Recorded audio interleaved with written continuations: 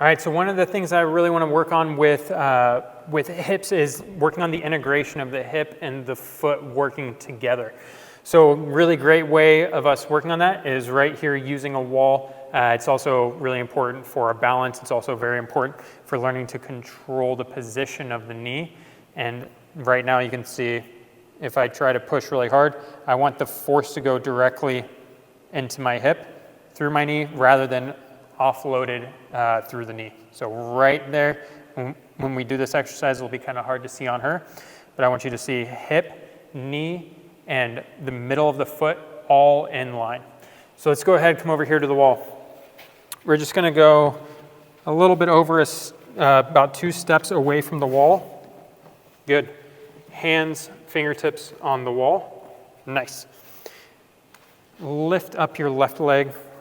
We're really gonna focus on her right leg with this exercise. Now with this, we need a little bit of bend in the knee so that we can really use the hip well.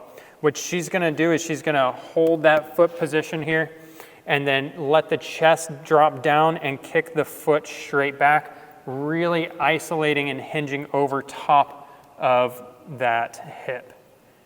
So all that movement's here with a little bit of movement right there in the knee. I'm gonna have her stop right here. And we're gonna work on isolating a little bit of rotation with this exercise as well.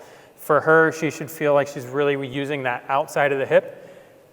And then now we're going to shorten that outside of the hip by rotating her belt buckle away and then dropping towards the ground.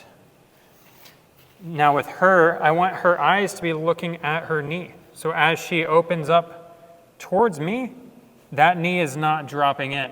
So she's really having to use that outside of the hip to help control that knee position and create movement of the pelvis. Good.